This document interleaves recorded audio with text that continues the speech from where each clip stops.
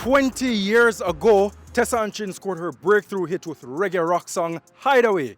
What was the inspiration behind that song though? What doors did it open for her? She answers all those questions and more in our FiWi Culture segment.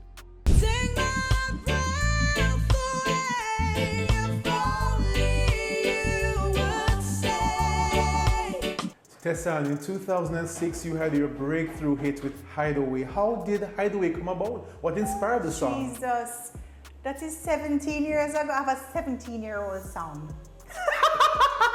Full-grown song. I've always said this about Hideaway because I remember the day I wrote it. And I remember messing around with the guitar because I was learning different chords. And I found these chords that I really liked, but it was played in a way. And I remember just the words and the melody just came, and it was easy to write it. It kind of wrote itself. And then we linked up with Rudy Valentino and Paul Castick, who were amazing producers, and they understood where I was coming from in terms of not wanting to choose between reggae and rock, but wanting to marry them.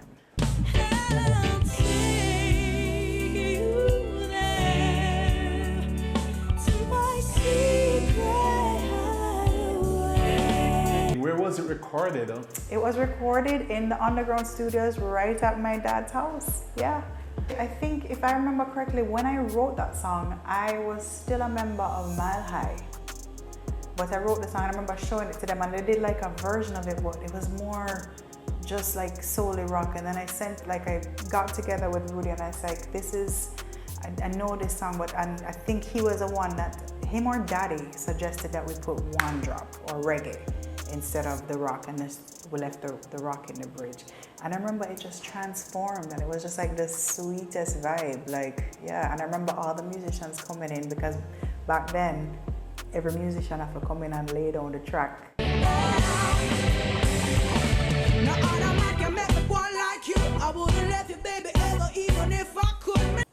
It's an amazing photograph in time, that song, yeah.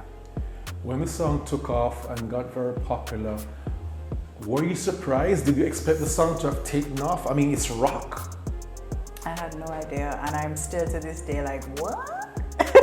And I remember being very busy and traveling to all these different Caribbean islands that I'd never been to, and you know, Tempo was very much responsible for that too, because we were able, remember that TV station? And it was such a massive undertaking. It was with Delana Forbes, I remember at the time, he directed it. And I have to big up Mr. Philip Liu and Mrs. Claudine Liu, because they were my managing team at the time, and they made all of that happen. And honestly, I don't think Hideaway would have been what it was without them. Alright, Pree Dis Massive, that is how we close the curtains on this week's episode of Pree Dis Show, and that's how we also say goodbye to Stony Hill and St. Andrew. Eddie, before we go, you have anything you want to say to the people? Honestly, just hope they enjoy this episode, really and truly. And remember, France are in the World Cup. Yo, anyway, we'll check on back in a couple of weeks to see who are going in the quarterfinal and the semi-final scene. And then I'll also have my jersey, because them never give me the memo say a jersey day, you know. But it's alright. Anyway, I'm Naldo Addy, this is Eddie, and we're out. Big up on yourself and stay safe.